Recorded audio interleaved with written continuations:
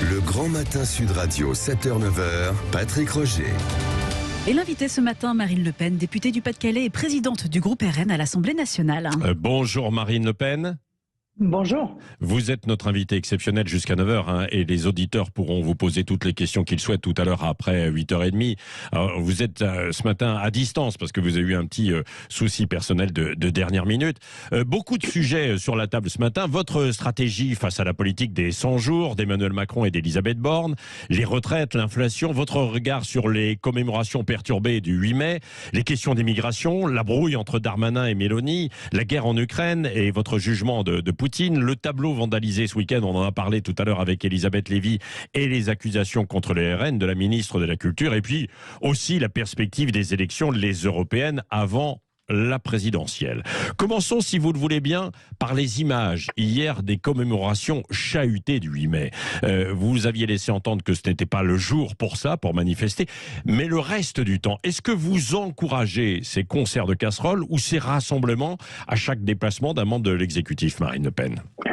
Non, je ne les encourage pas. Je pense qu'il y a eu deux séquences. En réalité, il y a la séquence manifestation qui me paraît parfaitement légitime. Ça a duré des semaines. Les syndicats, un grand nombre de Français souhaitaient exprimer leur opposition à la réforme des retraites. Là, aujourd'hui, le mouvement, si je puis me permettre, semble avoir migré. Et en réalité, ce sont des militants politiques qui, de manière systématique et sans tenir compte d'ailleurs, peut-être du côté unité nationale de certaines dates, comme le 8 mai, qui est un jour justement où on regarde vers le passé, on remercie ceux qui nous permettent précisément d'être libres et de manifester. Et bien, je pense que vouloir à tout prix perturber ces événements lors de ce 8 mai m'apparaissait inapproprié. Voilà, m'apparaissait être en décalage avec la nécessité pour le peuple français de s'unir. Moyennant quoi, on se retrouve dans une situation où le président de la République a offert aux Français des images qui sont d'une très grande tristesse pour lui et pour la France. Quelle tristesse. Et pour l'image que la France donne à l'étranger. Quelle image ? L'image de lui hier sur les Champs-Élysées, des Champs-Élysées, une avenue vide, c'est ça ? Oui, mais c'est pas tellement lui, c'est l'image du peuple absent. C'est l'image du peuple empêché de participer précisément à ces commémorations. C'est cette image de désert autour d'Emmanuel Macron, de crainte à l'égard du peuple qui aujourd'hui devient sa marque de fabrique et qui est effectivement, pour tous les Français qui sont attachés à ces commémorations du 8 mai, une grande tristesse. Oui. Oui, mais il est allé quand même sur le terrain à plusieurs reprises ces derniers jours, ces dernières semaines, Marine Le Pen.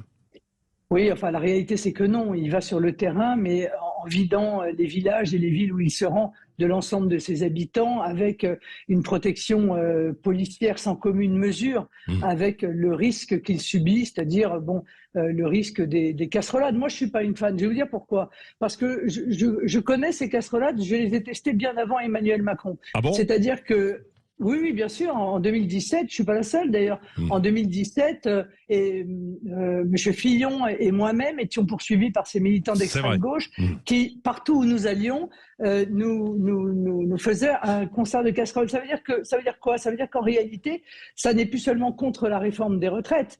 Ça va être contre tous ceux qui ne pensent pas comme eux. Et c'est le risque de dérive que je vois dans la persistance de ces casserolades. Moi, avec mon mouvement, nous sommes battus pendant de très nombreuses années pour avoir des élus à l'Assemblée nationale, précisément pour pouvoir mener le combat là où la démocratie nous attend, c'est-à-dire au cœur de nos institutions. Nous n'avons, en ce qui nous concerne, jamais... Non, mais je tiens à le dire parce que si vous voulez, je trouve qu'il y a une homogénéité de traitement de la part du pouvoir de ces oppositions, même si les oppositions se comportent de manière très différente.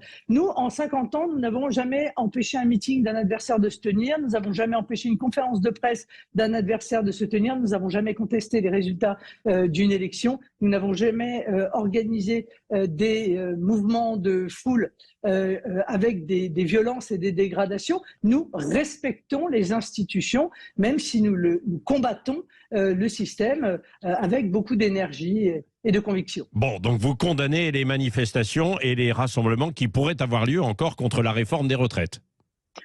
C'est-à-dire, nous sommes aujourd'hui dans une situation où il y a encore des possibilités, peut-être. Hein. Oui. En tout cas, nous les créons les uns et les autres. Lyot dépose une PPL sur les retraites. Nous déposons nous-mêmes une PPL pour porter notre réforme des retraites, celle que j'ai explicitée très longuement pendant la campagne des présidentielles. Donc, tout n'est pas terminé. Oui. Mais votre objectif, c'est ça, avec cette proposition de loi, c'est de revenir avec celle de Lyot, quoi. Vous pensez que c'est encore jouable, ça ? Mais oui, bien entendu, c'est jouable. Enfin, pardon, mais oui. La volonté du peuple, elle s'exprime à l'Assemblée nationale. Oui. Donc, soit le pouvoir décide de supprimer l'Assemblée nationale, et dans ces conditions, il n'aura même plus à la contourner, comme il souhaite le faire en permanence, soit il faut admettre que l'Assemblée nationale a un pouvoir, c'est le pouvoir des représentants du peuple français. Oui. Mais vous le savez, Marine Le Pen, pour que cette loi arrive, cette proposition de loi arrive jusqu'au bout, il faut passer aussi par le Sénat, il faudrait compter sur les LR. Or, ils soutiennent toujours les LR, même s'il y a des divisions, la réforme, quoi. Oui, mais l'Assemblée nationale a le dernier mot. L'Assemblée nationale, dernier mot. Et donc, vous estimez qu'il y a encore une possibilité, quoi.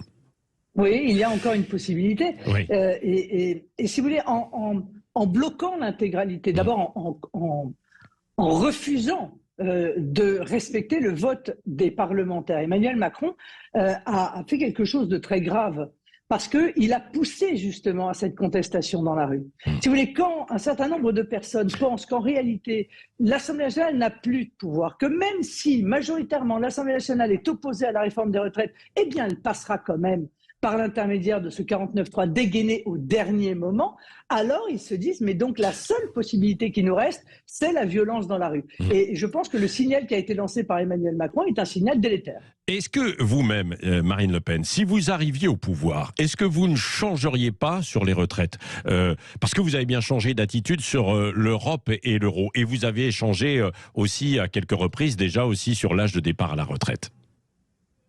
Non. Encore une fois, moi, je fais de la politique depuis 20 ans. Donc, en 20 ans, la situation du pays a changé elle-même. Je ne suis pas une secte. Je ne défends pas une idéologie qui fait que, quoi qu'il arrive autour de moi, je ne changerai pas. Je ne change pas sur les idées qui sont les miennes, mais quand je vois que le pays a 600 milliards d'euros de dettes créées par Emmanuel Macron, lors du premier mandat, et un déficit de 160 milliards. Croyez-vous que je ne dois pas en tenir compte ? Alors j'en tiens compte. Et j'ai adapté la réforme des retraites que je proposais jusque-là pour, en 2022, présenter aux Français une réforme que je crois extrêmement juste, qui permet à ceux qui ont commencé tôt de partir à 60 ans avec 40 annuités, et ceux qui ont commencé dans le travail plus tard, de bénéficier d'un âge de départ de 62 ans et de 42 annuités, ce qui est encore beaucoup plus appréciable que la réforme actuelle qu'impose Emmanuel Macron. Mais vous pourriez encore changer d'avis, parce que si vous arriviez au pouvoir et que vous découvriez, vous les connaissez déjà, mais les finances de la France, vous dire, il faudrait peut-être reculer cet âge de départ.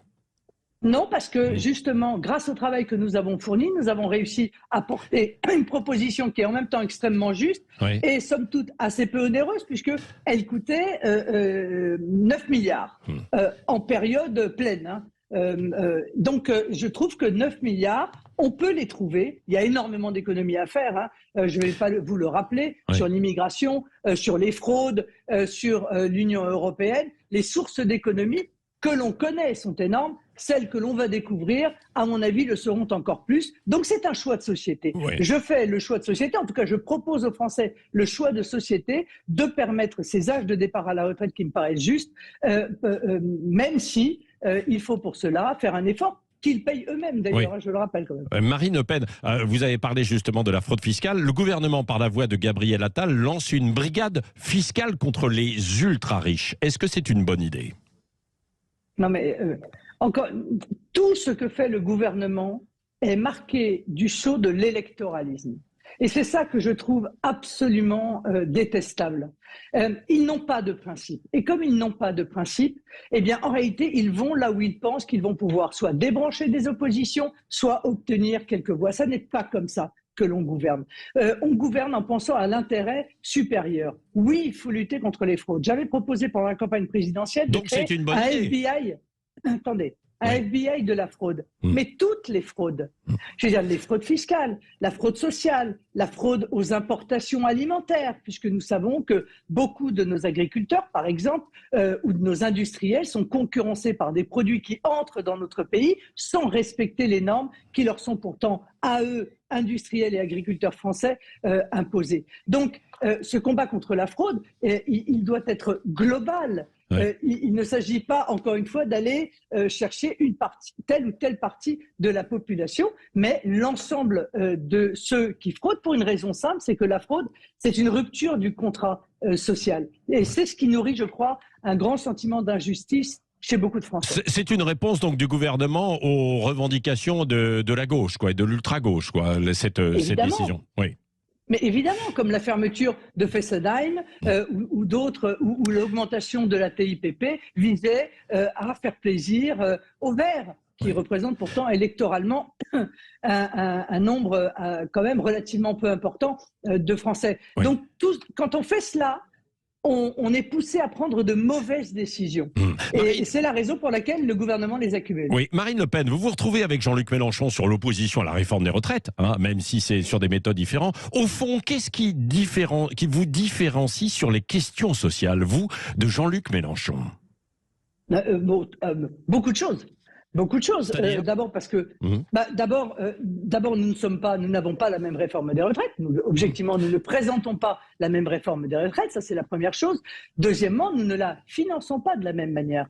Jean-Luc Mélenchon se refuse à tout prix de considérer qu'il y a un coût, évidemment, de l'immigration anarchique en France. Or, ça paraît une évidence que l'immigration, ne cessant d'augmenter et ayant augmenté de manière très importante sous Emmanuel Macron, ceci a des conséquences financières, et notamment sur nos budgets sociaux. Je veux dire, la prise en charge de l'AME, des mineurs isolés, de toute une série de logements, d'éducation. Tout ça a un coût qui, évidemment, augmente de manière proportionnelle avec le nombre de personnes que l'on reçoit, de manière illégale ou d'ailleurs de manière légale, puisque de manière légale, l'immigration a beaucoup augmenté sous Emmanuel Macron. On va y revenir dans un instant, juste après la pub, et puis peut-être tout à l'heure aussi la revue de presse sur les questions d'immigration et la brouille avec l'Italie. Mais juste une dernière question avant ça, Marine Le Pen.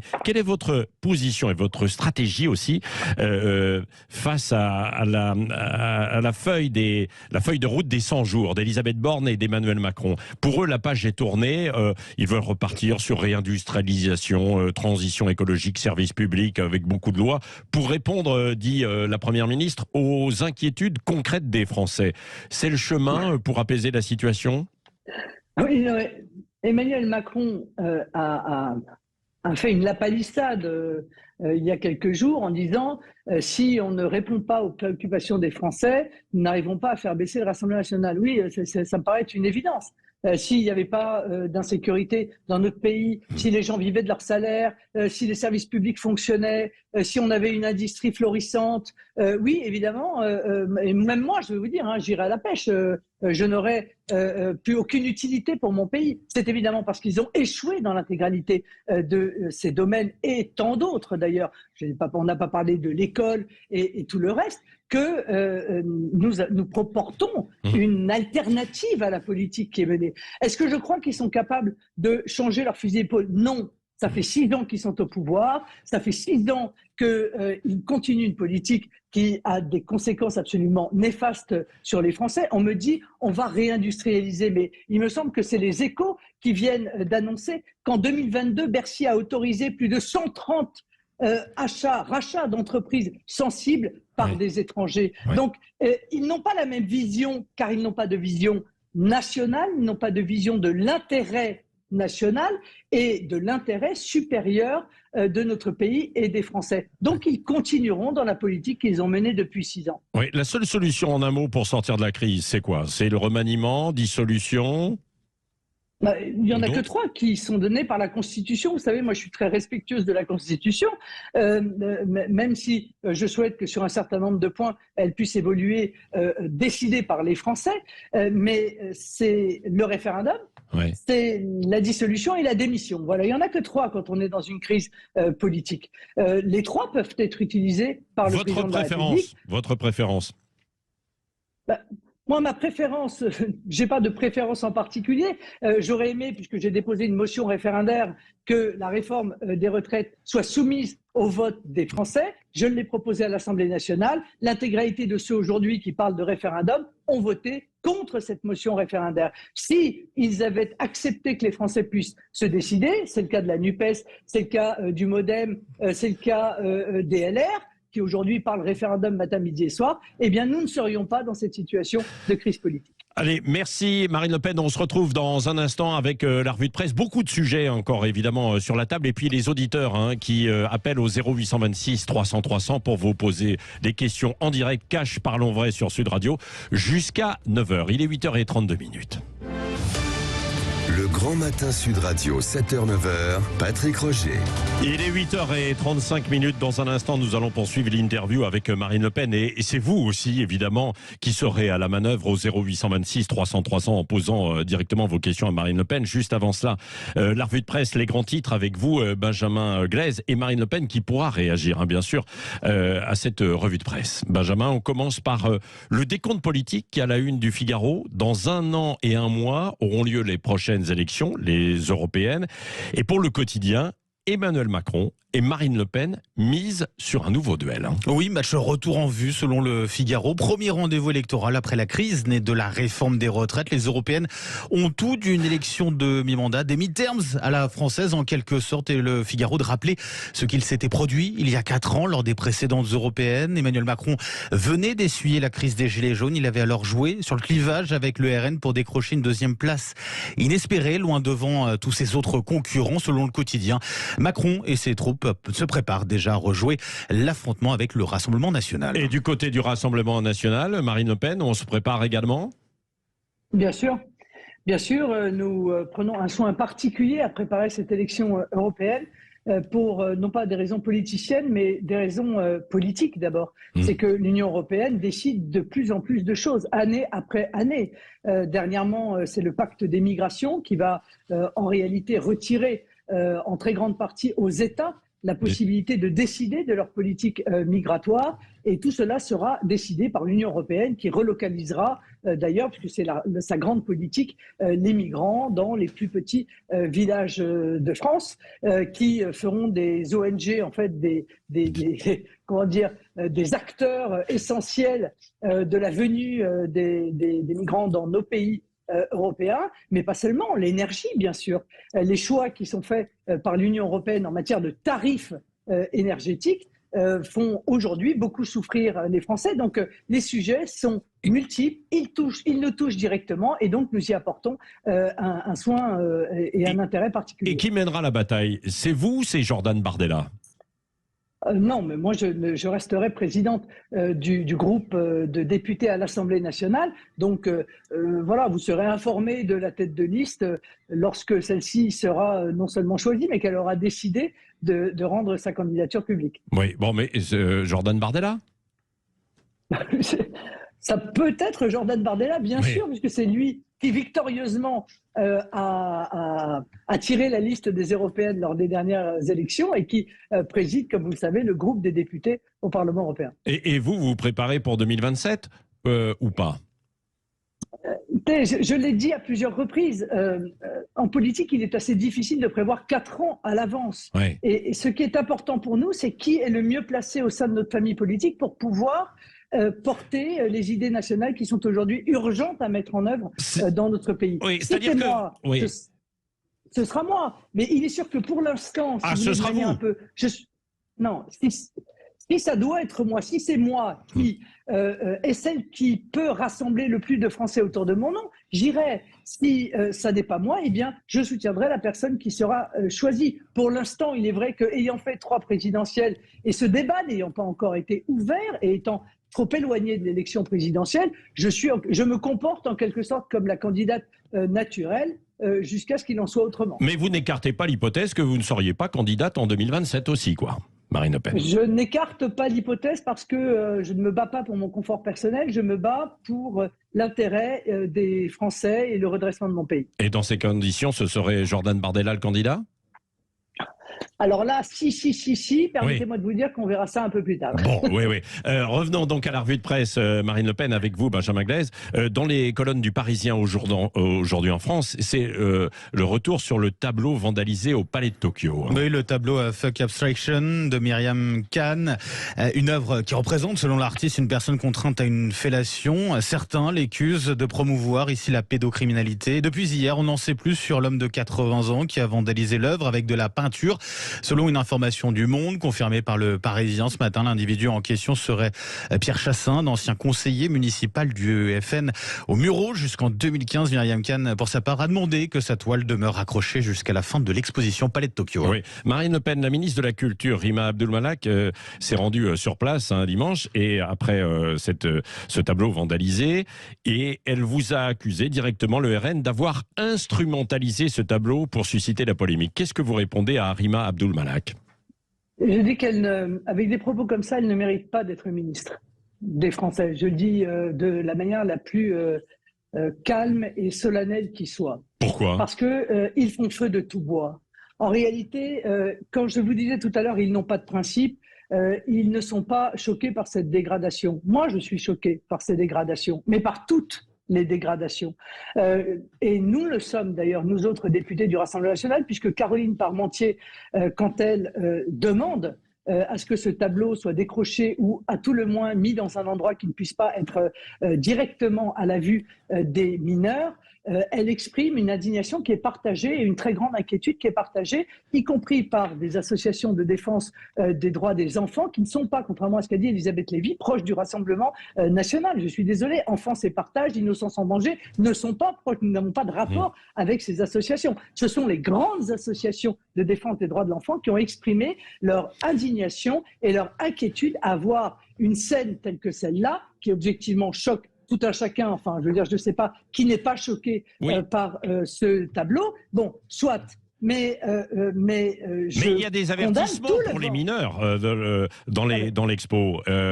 Oui, alors c'est tout nouveau, hein, parce que ça ne l'était pas quand Caroline Parmentier, précisément, a fait sa vidéo. Un député a le droit, c'est même son devoir, que d'être le porte-parole d'un certain nombre de Français qui considèrent que ce type d'œuvre, puisqu'ils considèrent que c'est une œuvre, chacun a le droit d'en penser ce qu'il en veut, ne doit pas pouvoir être exposé comme n'importe quelle œuvre. Donc mais vous moralisez nous ne sommes pas pour le vandalisme. Oui, donc vous moralisez la liberté d'expression artistique alors, Marine Le Pen. Non, mais quand avons-nous empêché la liberté d'expression artistique? Quand avons-nous empêché à travers ce geste, quoi.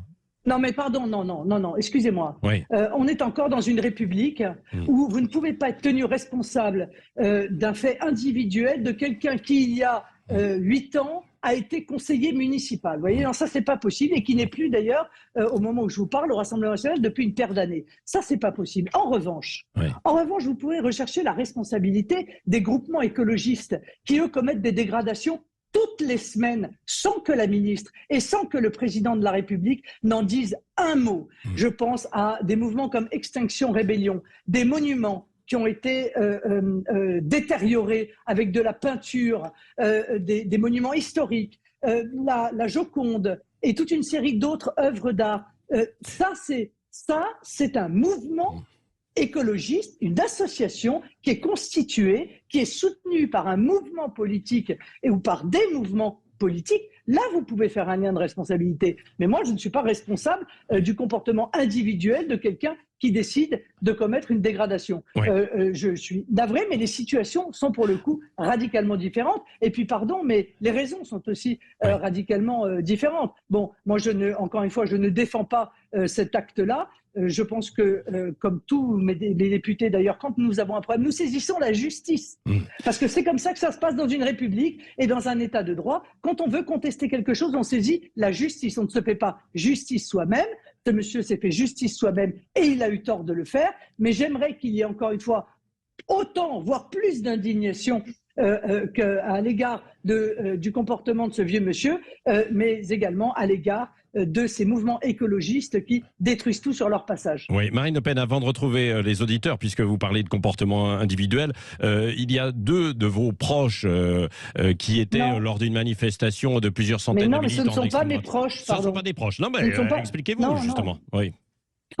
Non, mais je veux dire, tous les gens qui, à un moment ou à un autre dans leur existence et dans les 50 ans d'existence du Front National, ont eu une responsabilité de comptable ou même d'élu, ne font pas partie de mes proches. Il faut arrêter avec ça. C'est la méthode d'extrême gauche utilisée par Mediapart. Moyennant quoi, on finit tous par être proches les uns des autres par capillarité. Donc d'abord, il faut arrêter avec ça. Moi, je tiens à vous dire la chose suivante, de la manière, encore une fois, la plus claire qui soit. En République, on ne manifeste pas masqué et en uniforme. Voilà. Et je considère que ces provocations ne peuvent pas être tolérées. Quel que soit le camp dont ces provocations émanent, c'est inadmissible. Et le gouvernement a la possibilité de faire appliquer la loi, car la loi existe. Or, le gouvernement ne le fait pas. Je suis navré, mais il est interdit de manifester avec le visage caché. Si le gouvernement faisait respecter la loi, eh bien nous ne serions pas en train d'en parler ce matin. Allez, nous poursuivons dans un instant avec les auditeurs au 0826 300 300. Merci Marine Le Pen, jusqu'à 9h sur Sud Radio ce matin. Le Grand Matin Sud Radio, 7h-9h, Patrick Roger. Il est 8h49. Marine Le Pen est notre invitée exceptionnelle jusqu'à 9h pour répondre à vos questions et puis à toutes les questions qui sont sur la table ce matin. On viendra dans un instant sur la brouille aussi, sur les questions migratoires avec l'Italie entre Darmanin et Mélanie. Mais question d'auditeur parce qu'il s'impatiente au 0826 300 300. C'est Tony qui est avec nous tout d'abord de Bordeaux en Gironde. Bonjour Tony. Bonjour Madame Le Pen, bonjour Monsieur Petit. Oui. Alors, bonjour. En fait, moi, ce serait plutôt par rapport à l'inflation. Je trouve que vous subissez de la désinformation par rapport à vos mesures. J'aimerais que vous les expliquiez, que vous preniez 2 minutes, et je vais être très très vite, pour que vous puissiez expliquer vraiment les mesures concernant la TVA, sur les produits de première nécessité, sur l'énergie. Car je trouve que vous, dans les médias, ce n'est pas relié, voire même perverti, voire même absence de programme. Or, moi, je ne suis pas du tout RN, et je sais et je suis conscient des mesures que vous avez proposées, et moi ce qui m'agace, c'est que sciemment une certaine presse qui se comporte comme la Pravda l'occulte et la transforme, et j'aimerais que vous l'expliquiez. Et qu'est-ce que vous pensez aussi sur les questions économiques, voilà, c'est ça, la crédibilité du Rassemblement National. Marine Le Pen. Alors, je vais d'abord démarrer par le prix de l'électricité. Nous souhaitons décorréler le prix de l'électricité du prix du gaz. Ça, c'est une décision de l'Union européenne. Or, c'est une décision qui, évidemment, a des conséquences extrêmement importantes du fait des choix allemands, c'est-à-dire que nous subissons en fait les choix allemands qui font que le prix de l'électricité s'est envolé à raison du refus de l'Allemagne de s'appuyer sur le nucléaire. Donc, nous nous retrouvons dans une situation où nous produisons avec nos centrales nucléaires de l'électricité à 45 € du mégawattheure et on nous explique comme une victoire qu'on a réussi à plafonner ça à 280 € du mégawattheure, c'est-à-dire que les Français paieront maintenant leur énergie de manière avec un prix qui est sans commune mesure avec nos capacités de production. Et qu'est-ce que je dis? Je dis l'énergie est un produit de première nécessité. Et parce que c'est un produit de première nécessité, il doit bénéficier de la fiscalité des produits de première nécessité, à savoir 5,5%. Ça entraînerait évidemment une baisse importante de la facture. Ça n'est pas seulement d'ailleurs cette baisse de la TVA que je souhaite pour l'énergie, c'est aussi la baisse de la TVA sur un panier de produits de première nécessité. J'avais dit 100, mais ça aurait pu être 150 ou 200. C'est-à-dire que sur ce panier-là, nous devrions supprimer totalement la TVA. Alors certes, il y a un certain nombre de produits qui sont déjà à 5,5, mais du coup on arriverait à 0. Mais il y a aussi un certain nombre de produits d'hygiène, notamment, qui sont aujourd'hui à 20% de TVA. Et par conséquent, ça entraînerait un allègement des capacités de pouvoir d'achat de nos compatriotes. Et puis, au-delà de ces mesures urgentes, immédiates qu'on peut mettre en place, l'Espagne et le Portugal l'ont fait d'ailleurs, on nous avait dit que c'était impossible. À chaque fois qu'on propose quelque chose, on dit « c'est pas possible ». Bien sûr que c'est possible. Et au-delà de cela, il faut opérer la taxation des super profits, c'est-à-dire de ceux qui ont profité, des profiteurs du Covid et des profiteurs de la crise.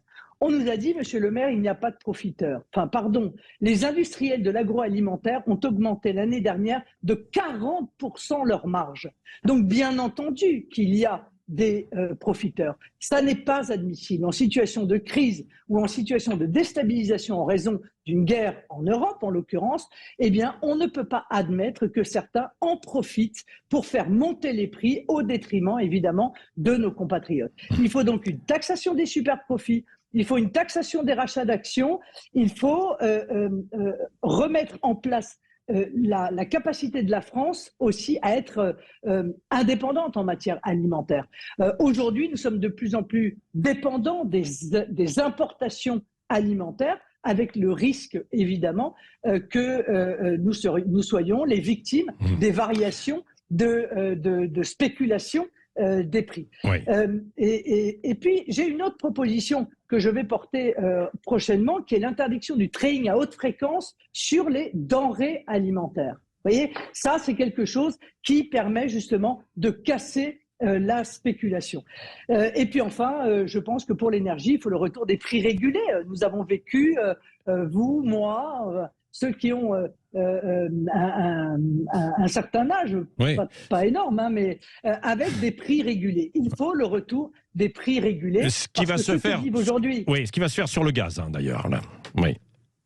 Oui, enfin, oui et non, parce qu'en réalité, l'Union européenne interdit les prix régulés et normalement, en juillet, il n'y a plus de prix régulés pour personne. Oui. Aujourd'hui, les consommateurs, enfin, les particuliers étaient encore préservés par ce prix régulé et normalement, si on suit, encore une fois, les injonctions délétères, mortifères de l'Union européenne, eh bien, en juillet, il n'y a plus aucun Oui, mais prix on va régulé pouvoir quand même, on va pouvoir évidemment se signaler auprès d'Engie, etc., pour avoir des prix régulés. Il y a jusqu'à la fin du mois de juin pour se signaler.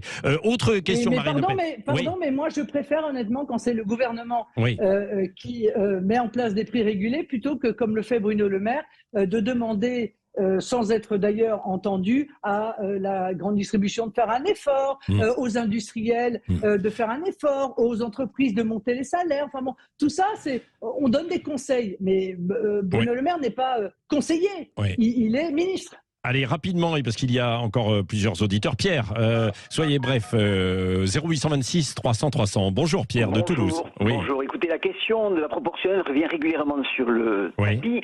Et au fond, aujourd'hui, moi je considère qu'on est déjà sous une 4e République, puisque au fond, le RN a 80 députés, la NUPES a aussi pas mal de députés. Et ma question est la suivante. Pourquoi le RN dépose un projet de loi sur les retraites, puisque quelque part ça sème le trouble, sachant que le groupe Lyot, qui représente une neutralité idéologique politique, capable de rassembler plus de la majorité des sièges, sera le 8 juin au cœur de l'actualité. Et donc je ne vois pas pourquoi le RN fait de son côté, dépose un projet de loi. Bon, Marine Le Pen a déjà répondu en partie, mais allez-y, oui. Non mais l'un n'empêche pas l'autre. L'un n'empêche pas l'autre, je suis désolé. Nous allons voter le projet de loi de Lyot. Et puis, quand le moment sera venu, lorsque nous aurons une niche, nous déposerons notre projet de réforme. Je vous signale que à nous, vous ne pouvez pas faire ce reproche, puisque nous votons tous les textes qui vont dans le bon sens, quelle que soit l'origine de ces textes. Le moins qu'on puisse dire, c'est que ni Lyot, ni le MoDem, ni l'intégralité des mouvements constituant la NUPES, ni d'ailleurs LR ne le fait. Eux, ils regardent d'abord qui dépose le texte pour savoir s'ils vont le voter ou pas. Nous défendons l'intérêt supérieur des Français, donc nous considérons que quand un texte va dans le bon sens, nous le votons. C'est ce que nous avons fait pendant toute la réforme des retraites, en votant notamment la motion de censure déposée par Lyot. Oui, avant de retrouver Renaud dans un instant, question sur la brouille migratoire avec l'Italie. Gérald Darmanin vous a directement visé à travers la sortie en disant « Madame Mélanie, c'est comme Madame Le Pen, elle se fait élire et vous allez voir ce que vous allez voir. » Et puis on voit que ça ne s'arrange pas et que ça s'amplifie à propos de l'immigration. Qu'est-ce que vous lui répondez ? Je vous disais tout à l'heure qu'ils font feu de tout bois. Ben, vous voyez, voilà un exemple. Ils ont décidé de faire feu de tout bois, y compris avec des arguments qui peuvent entraîner une crise diplomatique avec un pays ami. D'abord, nous n'avons pas exactement le même positionnement avec Giorgia Meloni, je l'ai dit, je le redis, j'ai aucun problème à le dire. Deuxièmement, je pense qu'en réalité, qu'en France ou en Italie, si on ne met pas en place une politique d'immigration qui soit constitutionnelle, c'est-à-dire qui puisse bloquer un certain nombre de jurisprudences ou de textes internationaux qui empêchent de lutter contre l'immigration, on ne s'en sortira pas. Et surtout si la France mettait en place une politique dissuasive d'immigration, c'est-à-dire arrêter les pompes aspirantes de l'immigration qui font qu'une très grande partie d'ailleurs des migrants qui arrivent en Italie, en réalité, ont pour destination la France. Parce que nous sommes le pays qui traitons le mieux les gens qui viennent de manière illégale sur notre territoire. C'est irrépressible comme attraction. Donc commençons encore une fois là où le ministre de l'Intérieur devrait commencer, plutôt que de chercher des embrouilles avec l'Italie, avec lequel bien entendu nous allons devoir travailler dans le futur par des accords, je le crois, bilatéraux pour pouvoir mettre en place une politique cohérente de lutte contre l'immigration. Allez, dernière question de Renaud à Rodez, dans l'Aveyron. Bonjour Renaud. Bonjour. Alors, de manière très courte, oui. Déjà félicitations au groupe Rassemblement National, à l'Assemblée Nationale pour le travail qu'ils font. Tous ceux qui pensent que ce n'est pas un parti qui fait partie de l'axe républicain voient aujourd'hui qu'ils se sont complètement trompés. Madame Le Pen, je voudrais savoir ce que vous pensez aujourd'hui de l'hypermétropolisation qui est en train de se passer, notamment en Occitanie, que ce soit sur le plan santé, au niveau du travail, etc.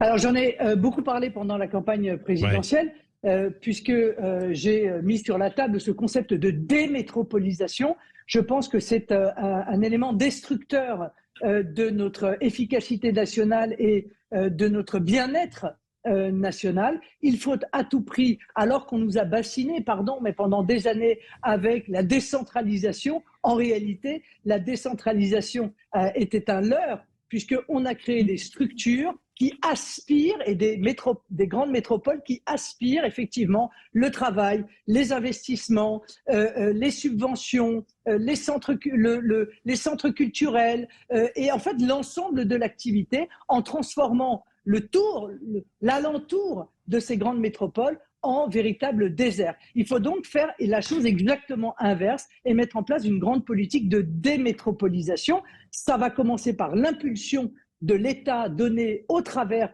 des services publics. Il faut rompre avec les concentrations à l'excès des grands hôpitaux, des lycées, parce que tout cela contribue encore une fois à cette métropolisation terrible. Il faut aussi le faire sur le plan économique avec le retour du localisme, c'est-à-dire mettre en place des conditions pour que des entreprises aient à nouveau envie de venir s'installer non pas dans des métropoles hyper chargées, hyper concentrées, mais dans l'intégralité de notre territoire comme ça existait par le passé. Ça passe par des incitations fiscales, ça passe aussi par des investissements d'infrastructures. Je parlais pendant la présidentielle des sorties d'autoroutes qu'il faut multiplier pour permettre justement à des activités économiques de se réinstaller dans l'ensemble des territoires. Parce que cette métropolisation excessive, nous n'avons pas fini d'en voir les conséquences, et elles seront, je pense, très lourdes dans le futur. Merci Marine Le Pen d'avoir répondu à toutes nos questions depuis 8h15 à distance, parce que vous avez eu un petit souci personnel ce matin,